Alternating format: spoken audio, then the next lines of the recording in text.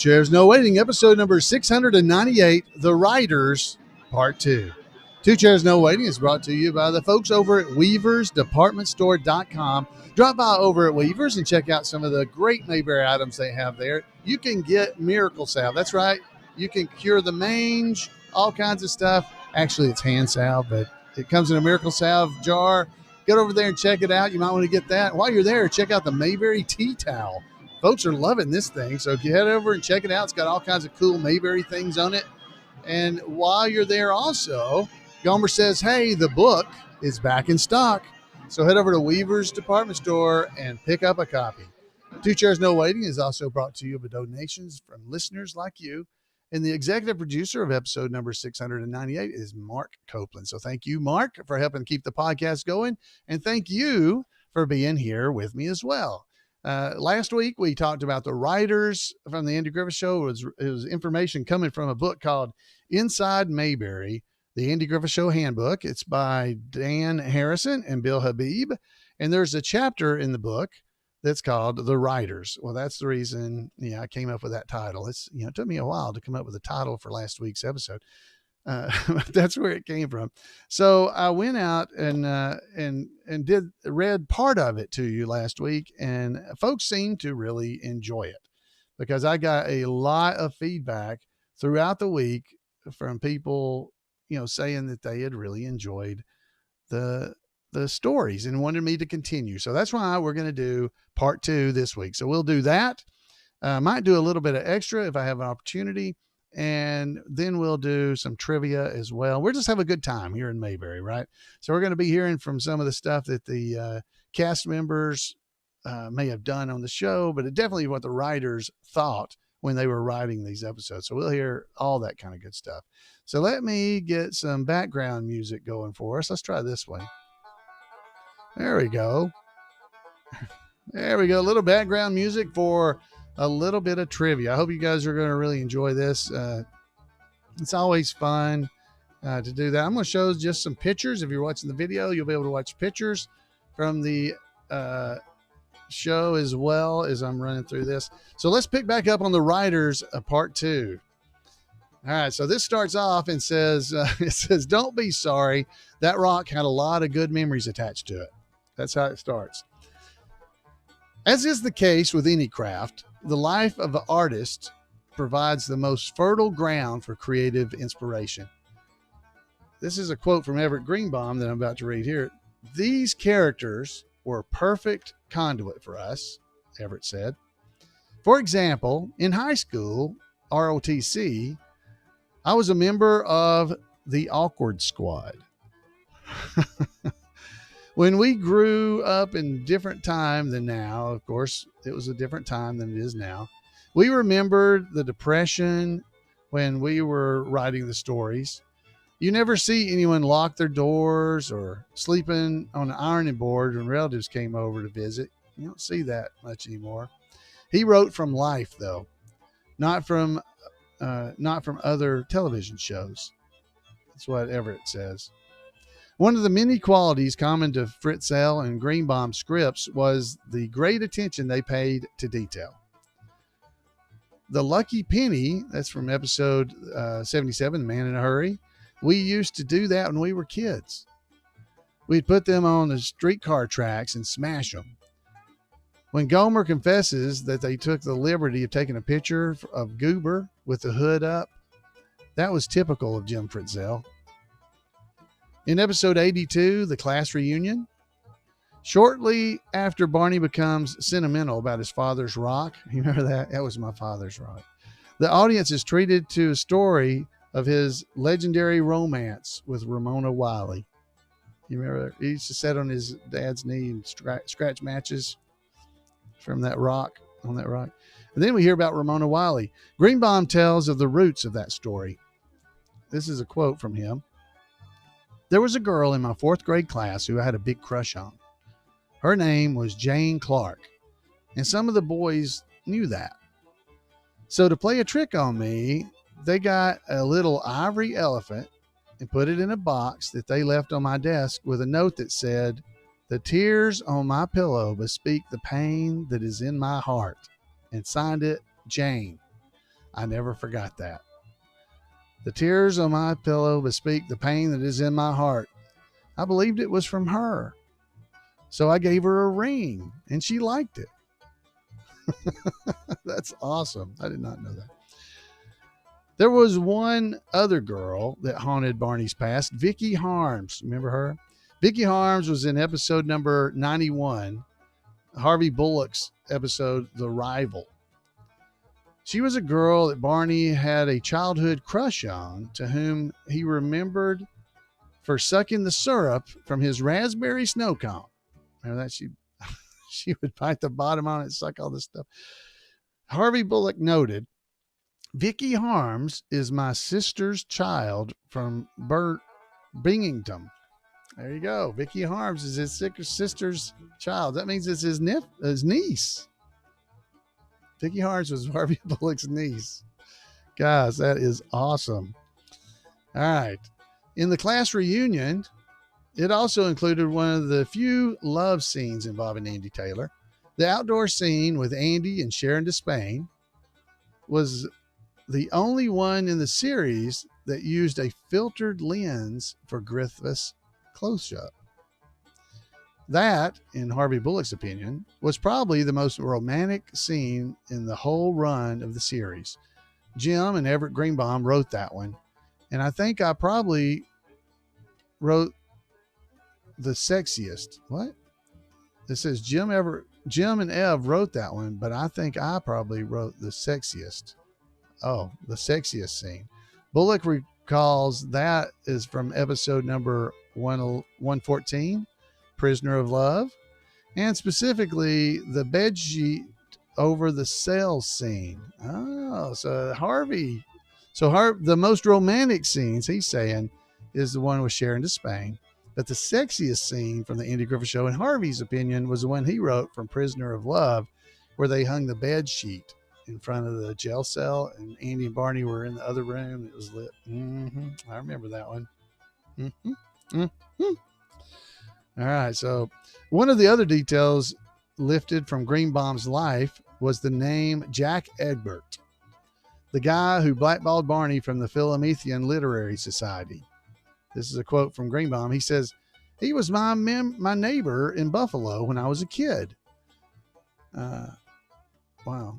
But a lot of the stuff, the names like Gossage, Blush, and so forth, came from Greenbaum's wife, Dina's life.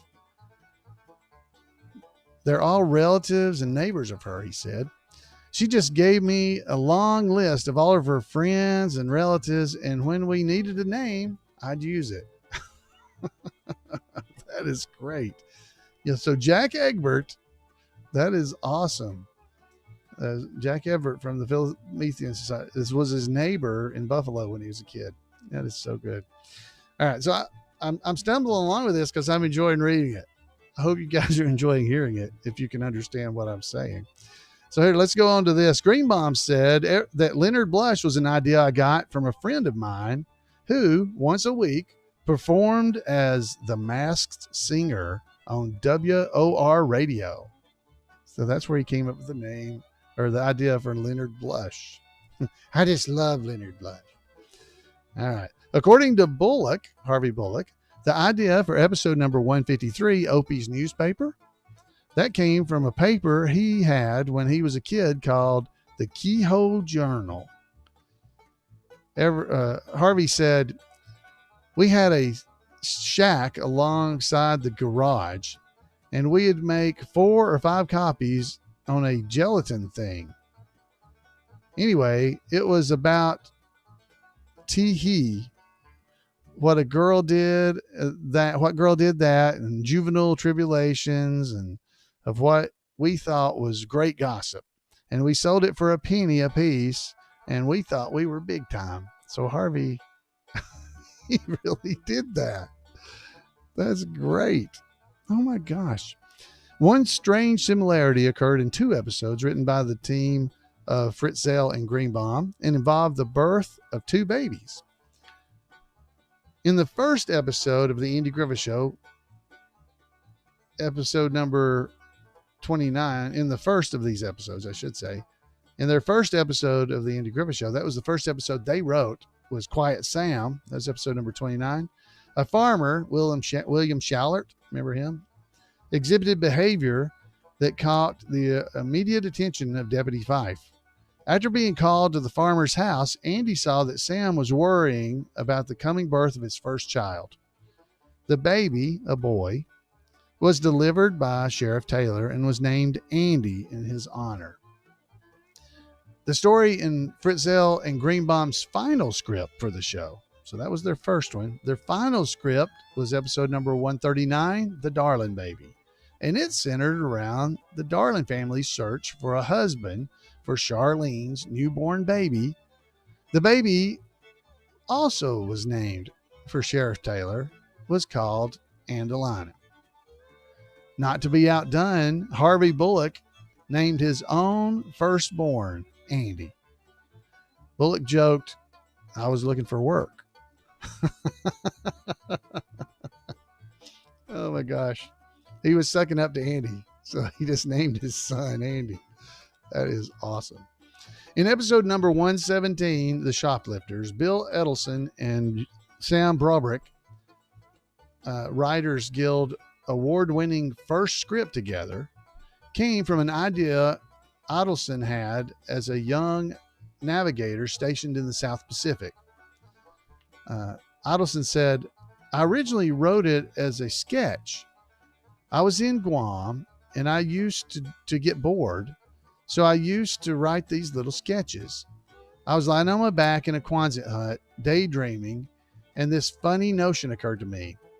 What if a nerdy clerk in a department store volunteered to catch some clever shoplifters by dressing up as a store mannequin? The idea went around and around in my head, and finally I wrote it as a sketch. After that, it just went into a footlocker. 17 years later, Adelson, now teamed with his comedy writers Sam Brobrick, would find themselves in Hollywood, struggling to find work as a television writer." So that's it. That's where it came from. Adelson told how he got his first assignment. He said, "I thought of that old sketch of mine, and I thought it would be good for Barney Fife. So I told Sam, I know where Aaron Rubin parks his car." Rubin, who was producing the Andy Griffith Show at the time, happened to park his car in a small lot across the street from the back entrance to his office. He entered the office through the back door. By chance, Edelson saw Rubin one morning. Of course, Sam, you know, he's from New York, he says. He says, "You're full of it. I don't believe you." So I said, "Come with me." Oh my gosh. So they just camped outside his door and did that. That is absolutely awesome. All right. So here's what he went on to say. He said, "You're full of it. So just come with me." He said, Adelson said. Sure enough, Rubin pulled into a parking lot that morning, just as Adelson had predicted. We were standing there on the other side of the street, and we were scared because Aaron was big man on the lot. So he walks up and I say, "Aaron, can we see you for a couple of minutes? Because I've got an idea for your show. Could you spare us 5 minutes sometime?" He gave us a look that he gave us a look as he took his keys out and said, "Come in at 11 tomorrow." And then he went into his office. He said, "I went into his office. I pitched the shoplifting idea and his eyes lit up. He bought it on the spot and he started laying out scenes right away. And we were furiously taking notes. A couple of hours later, we left his office with a job, and that was it." Wow. That is awesome. Man, and how thankful we are Aaron Rubin did that. After handing in the first draft, several days passed before the writing team found out whether or not they would ever work again. Adelson says, "We'd gotten no word from Aaron, but then I went to a party one night and there was Sheldon Leonard, the big man himself. He said, 'That was a funny script you boys did,' he said as he walked by, and we were in." Oh, wow. That's great. To Edelson's surprise, the work had just begun. We got a call from Aaron the next day to come in for a rewrite. We were in his office, and he, too, says to us, that was a funny script. Then he proceeded to give us a whole lot of full changes. God, if this was, he says, if this was what he's like when he likes a script, I thought, I'd hate to see what he does when he doesn't like it. So basically they had to rewrite a whole bunch of the script, even though they thought it was really good. So that's often. The second draft was a success, and Ottelson told what happened next. One thing that everyone who has ever worked around the studios knows is that the grapevine is all powerful. It is strong and it is fast. How everyone gets the word at almost the same time is one of those mysteries particular to the Hollywood film industry. But overnight, Sam and I became one of the boys. We were guys who could do it. That's so important. The whole business is divided into those who do it and those who can't. Now, part of an elite group, Edelson and Broderick went on to pen many more memorable episodes. One of the shows I really enjoyed working on was episode number 128, Barney's Bloodhound, Edelson said. A guy gets a bloodhound, and the bloodhound falls in love with a crook. That's got to be funny. And the crook then gets the bloodhound to guard Barney. That's irony. I love irony. That was what was great about writing for Barney. He was such a wonderful foil for all this stuff. If he gets a bloodhound to catch a crook, wouldn't you just know that the bloodhound likes the crook more than he likes Barney? But the one I think we got the most notice for was the reunion. That's episode 176, the return of Barney Fife. That was the one where we brought Thelma Lou back, and Barney finds out that she's married. Oh, I hate that episode. Don then went on to win another Emmy for his work in that one. So Don won an Emmy for that one. In episode 135, Barney's Uniform, also written by Edelson and Broderick. That's a favorite one of Harvey Bullock. Harvey says, that's a great script. Bill was always known in the business as a great construction man. He really was terrific at building a story, and that one is a textbook example of story construction. In episode 112, Barney's Sidecar, when Opie leaves the courthouse with his new wood-burning set, Andy bids him adieu by saying, I'll be seeing ya, to which Opie answers, see ya, Samoa. That was all the rage in high school at the time, explains Greenbaum. I'll be seeing ya, I'll be seeing you, and yes, see ya more. Those were big in high school. I'll see you some more. After leaving the Andy Griffith Show, Fritzell and Greenbaum went on to write episodes of MASH. They were responsible for many of the milestone episodes of that classic comedy set in the Korean War. One of the scripts they wrote was a well-known episode in which Lieutenant Colonel Henry Blake, played by McLean Stevenson, is killed when his plane is shot down. The title of that episode, I'll be seeing ya, Henry. Commenting on his career, Greenbaum remarked, my whole career was very lucky.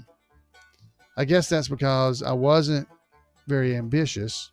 Right now, I'm sorry I didn't make more money, but what did you need to do? You need a roof over your head, a few cars, 2 planes, but you can get old planes and old used cars. According to Harvey Bullock, part of the pleasure in working for the Andy Griffith Show was the reception the writers received from the show's powers that be. Sheldon and Aaron treated writers as a favorite nephew. When you came on the lot, they were glad to see you. You'd go to see Aaron. You'd have a cigar. They wouldn't interrupt you. They wouldn't say, now what? Like so many other aspects of the entertainment business, this has changed. Many of the writers would discover that the norm on the Andy Griffith Show was the exception on other series.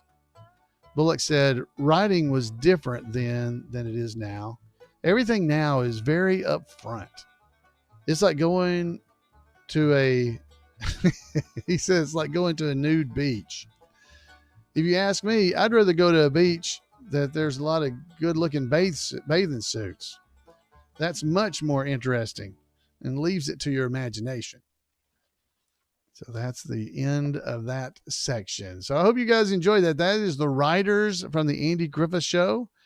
It comes from the book Inside Mayberry. That's only available in the secondary market now. So go and check it out.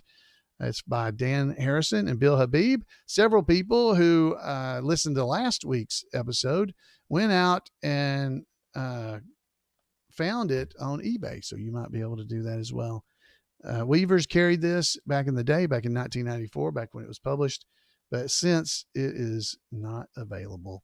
So there's other things in here that I think are pretty cool and pretty neat. So maybe we will address some of those at some point in the near future, but there's a lot of really good stuff in here and just interesting, fun things. So, and if nothing else, you got all that information there that we just went over with the writers. So I hope you enjoyed it. I know I did. So now let's do a little bit of trivia. Are y'all ready for that? So let's get the trivia music going. There we go. So let's play a little bit of trivia. Question number one. Millie moved to Mayberry from Mount Pilot. True or false? Millie moved to Mayberry from Mount Pilot. True or false? Yeah, true or false? The answer is true. That's true. Millie moved to Mayberry from Mount Pilot. That is true. All right. Next question. Number two. What was Opie's favorite kind of pie? What was Opie's favorite kind of pie? You can guess. Myself, I know what I would have liked. But all right. So Opie's favorite kind of pie is, you have to pause if you don't want to hear, apple. It's apple pie. Apple pie. I like apple pie. Strawberry pie. That'd be pretty good. With some ice cream or whipped cream on there. Woo, I like strawberry. All right, let's go on. Number three. Why did Opie intentionally get fired from his job at the grocery store? Why did Opie intentionally get fired from his job at the grocery store? Oh, that's a really good episode. So that's a fun thing about these trivia questions. And some people mentioned it on some of the comments. They bring back memories of all these episodes that we're talking about and just helps you relive it a little bit. So why did Opie intentionally get fired from his job at a grocery store? Well, one part you could answer, it's not what the answer here is, but you could say because he's a man, because that's what Andy told him later. Said so he told him you're a man. So the answer is because the other kid had bills to pay. Yeah, he felt bad because the other kid had bills to pay. He was trying to help out his family. Oh man, what a great episode that is. When Andy had been bragging on him and then he was disappointed in him, thought he had got fired. And then when Opie told him why, whoo, boy. Oh, kind of starting to tear up thinking about it. That was an absolutely amazing bit of acting and writing. Great job. Number four, Aunt Bee won a trip for two to where? Aunt Bee won a trip for two to where? Okay. I'll give you some hints on this one if you don't know, but I think you do. Was it to Europe? Was it to Mexico? Was it to Florida? Or was it to Hollywood?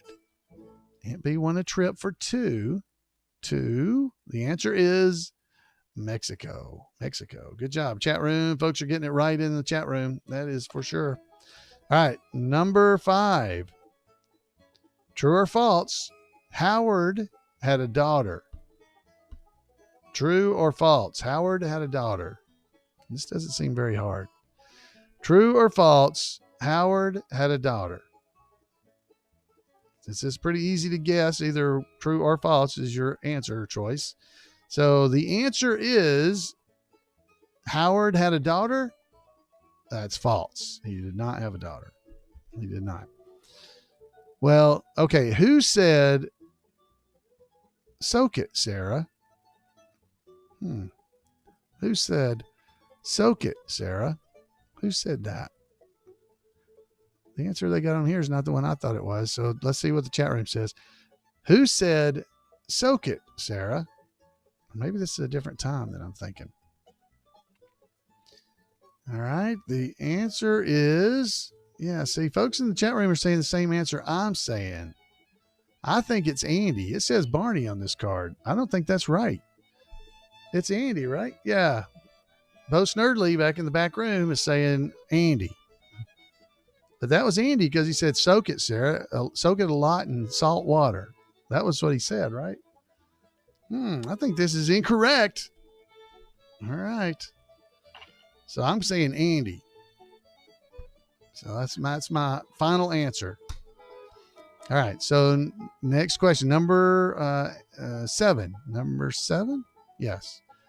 Who was known as the tiller of soil and feller of trees?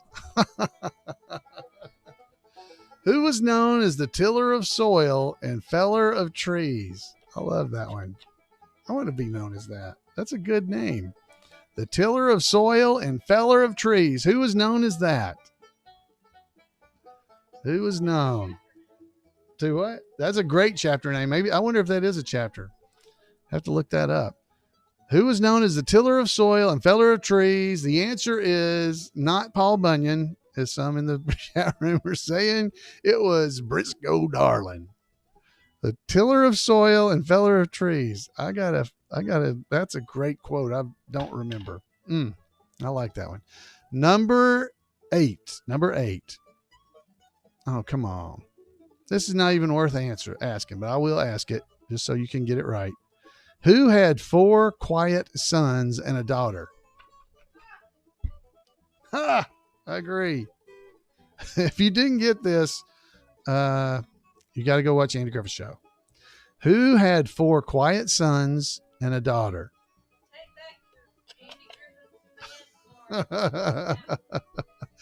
Miss Weaver says you have to take back your Andy Griffith Show fan club card if you can't get this one right. The answer is, believe it or not, this is a multiple choice question, but I'm not even going to give them to you. Who had 4 quiet sons and a daughter? That would be Briscoe Darling. Briscoe Darling. Mr. Darling had 4 sons who never said hardly anything, and a Charlene, right? So we got it.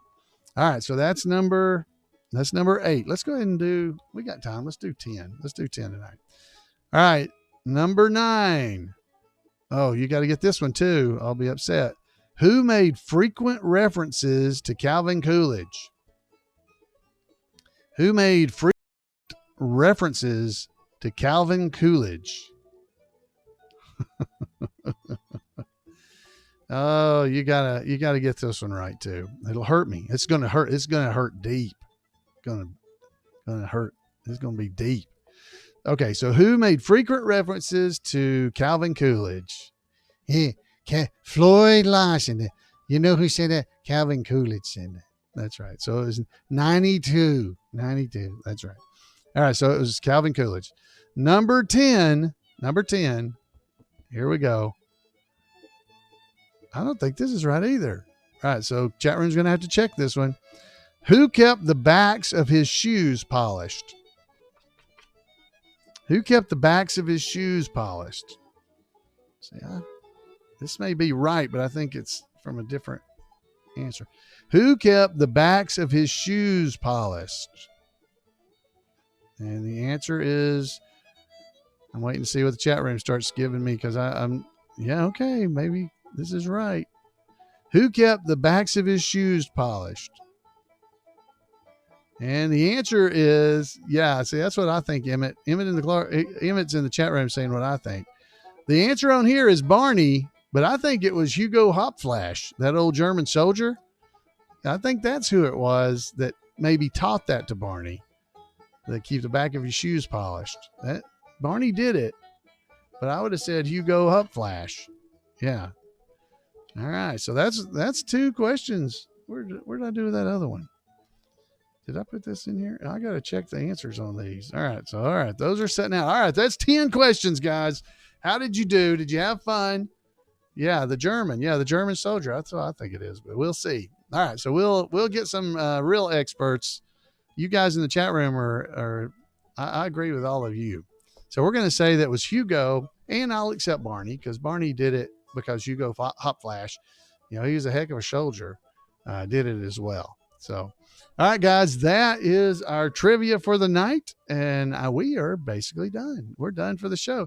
Hey, I hope you guys have been having a lot of fun doing this and doing the trivia and hearing about the writers from the Andy Griffith Show. And it's so interesting to me to be able to hear the stories from the writers and how they came up with those things. Is that not amazing to find out that, oh, that's a relative. Oh, they live next door to me.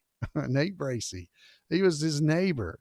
I just think that is so cool as to where those names and where those things came from. So I'm so glad we were able to find that. You can go back and listen to this episode and last week's episode if you didn't hear it, and find out even more little inside tidbits like that of where the things that we see and love on the Andy Griffith Show originated. I just think that is an amazing thing to be able to see. So yes, the chat room is confirming that Andy Taylor said, picking up the phone, Sarah, what? Well, just soak it. Yeah, that's right. Just soak it a lot in warm water. And then goes on to say, listen, Thelma, listen, Sarah, get me Thelma Lou. I know she's Barney's girl. Just get her on the phone. What? Because I don't want to. No, Sarah, no. I wouldn't rather talk to Juanita down at the diner. Just get me Thelma Lou. So that's the actual quote. So it was Andy that said, just soak it a lot in hot water. Now, is there a possibility Barney said it at some point too? I don't remember it, but it's possible. So good job. It's Therapeutic in our chat room came up with that exact quote. So thank you very much. All right, guys, I am done. I want to thank everybody for being here tonight. We had a great time this past week up in Troy, Ohio. We were able to just have a great Mayberry event up there with the bluegrass band from the movie, the Baraka Valley folks were there. We were able to just entertain and have some fun while we were there. And the tribute artist, along with the Baraka Valley folks, it was a great crowd of people there, and we had a great time. So hopefully we'll be able to go back up to Troy next year, and maybe you can join us there. I got to see people that I had not seen since the Mayberry Squad Car Rendezvous that we had in Bradford, Ohio, which is only a few miles from Troy. And there were a few people there like Stan Oliver and some others. Actually, the sound guy, Mike, he actually did the sound at the Mayberry Squad Car Rendezvous as well. Because when I started talking to him, he says, you seem familiar. I was like, yeah, I was there back in those days. So we had a great time, and hopefully they'll have us back and we can do some more Mayberry fun up in Ohio. So if you're in that area, what? From Kenneth Junkin, this just in. Which part am I reading? The last in one of the Andy Griffith Show's episodes, Aunt B said Opie's favorite pie was butterscotch pecan pie. And in one episode, it was apple. So if you said butterscotch pecan pie was Opie's favorite, you can get credit for that too. So that's just in from Kenneth Junkin, our trivia expert that does the stuff for Mayberry Days, for the Mayberry Days trivia. So there we go. That just came in. It was hot off of Mrs. Weaver's cell phone. She's giving it to me. So there you go. So you got a chance. If you said butterscotch pecan pie, that's also Opie's favorite. So there you go. All right, guys. All right. So we will continue to do research on any of these trivia questions that might have got wrong. If you think there was something wrong, make sure you send it to me and we will talk about it on the podcast. So we got one episode before episode number 700. my goodness, I have no idea what we're going to do for episode number 700. Probably just same things we do every week. But wow, 700 is coming up in 1 week after, a week after next. So wow, the end of this month, the end of August will be our 700th episode. Wow. So thank you all for suffering through all these episodes with me. It's always great to do that. So I would love to hear from you. You can give me a call at 888-684-8415. I'd love to hear from you, especially with the 700th episode coming up. Man, give me a call. You can also email me at floyd@imayberry.com. I would love to hear from you. I hope you enjoy it as much as I do. Randy Turner asked me, was I planning on doing this until I die? I'm not sure. But as long as I'm having fun and you're having fun being here and visiting with me, I don't think I'll be quitting anytime soon. So you guys have a great Mayberry week. Reach out and talk to me if you get a chance. And until next week, I'll be right here on Two Chairs No Waiting. Good night, everybody.